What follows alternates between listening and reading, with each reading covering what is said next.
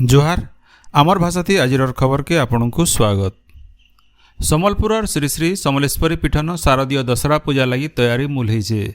आबा मंगलवार मूलाष्टमी तिथि न 16 दिनिया पूजा मूल हेबा।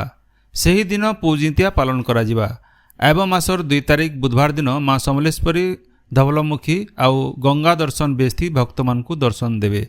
3 तारिख गुरुवार नु 9 दिनिया शारदीय पूजा आउ नवरात्रि दीप प्रज्वलन आरंभ हेबा।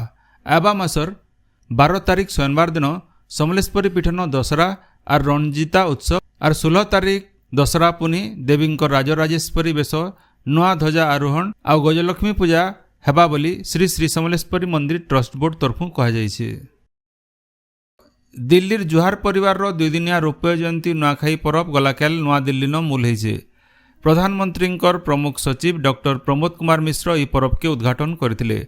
उपरबेला केंद्र शिक्षा मंत्री धर्मेंद्र प्रधान ई उत्सव थी जोग देकरी नुआखाई एछेन सारा देशे ओडिशार नुआ परिचय तैयार करिछे आर गाँव शहर आउ देश विदेश थी ओडिया माने ई पर्व संगे जोड़ी हेबाटा खुशीर विषय बोली कहिथिले।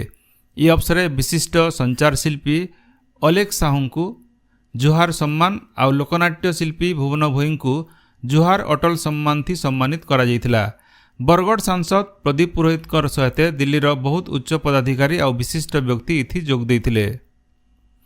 सेंता बेंगलोर जुहार परिवार आज रौप्य जयंती उत्सव पालन करा जाउछे। इथि ओडिशार स्वास्थ्य मंत्री मुकेश महालिंग और झारसुगुड़ा विधायक टंकधर त्रिपाठी अतिथि भावे जोग देवार कार्यक्रम रहिछे। भुवनेश्वर लोकसेवा भवन कन्वेंशन सेंटर नो आबा 27 तारिख दिन जिलापाल सम्मिलनी हेबा। मुख्यमंत्री और 2 उपमुख्यमंत्री इथि जोग देवे। इथि 30टा जिल्लार जिलापाल सबु विभाग रो प्रमुख शासन सचिव और कमिशनर और शासन सचिव माने उपस्थित रहेबे। ओडिशार सामाजिक सुरक्षा और भिन्नक्षम सशक्तिकरण विभाग सम्मान सूचक स्कच अवार्ड पाइछे। नुआ दिल्ली ठाने गलाकाल हेतिबार 49 नंबर स्कच समिट थी विभागीय निर्देशक नियति पट्टनायक अतिरिक्त शासन सचिव संतोष कुमार प्रधान और आईटी कंसल्टेंट विनीत कुमार पात्र ई पुरस्कार ग्रहण करिछन। राज्य केनसी लोग मंकी पॉक्स रोग थी आक्रांत नहीं है सेथिर लगी नाई डरबार के स्वास्थ्य और परिवार कल्याण विभाग तरफु परामर्श दिया जाइछे। ई बाबदे मुख्य शासन सचिव मनोज आहूजांकर अध्यक्षता थी गलाकाल भुवनेश्वर लोकसेवा भवन न गोटे बैठक होइथिला।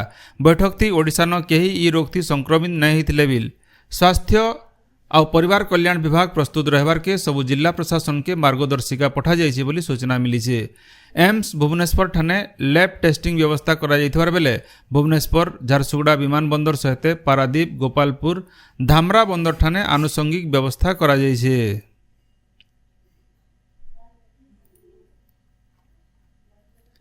जय किसान आंदोलन पाइकमाल शाखार कृषक चेतना सभा भांगकोटी ठाने थिबार चेतना श्रमिक संगठन परिसर न गलाकाल हो जाइछे।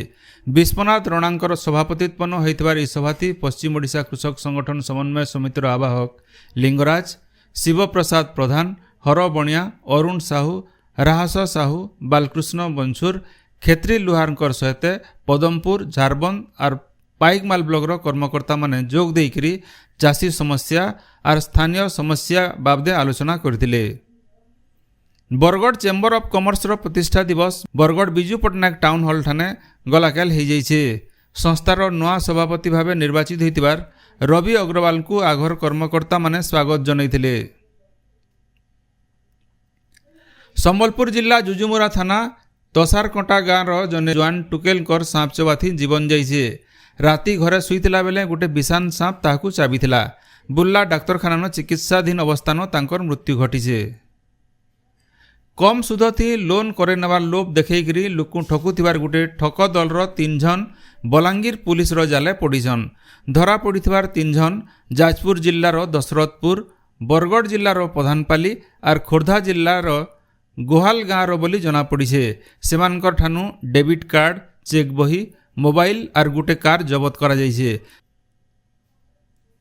सोनपुर जिला बिनका इलाकानो बरहा मातिछन। घंटाशुणी चरदा नकटापाली बारपहाड़ कौड़िया मुंडा बांजीपाली अमामुड़ा महदा और जंगल पासर गाँ मानकू राति बरहा माने आसिकरी धान चाष नुकसान करुछन। चाषी मानकू क्षतिपूरण देवार लगी दाबी करा जाउछे।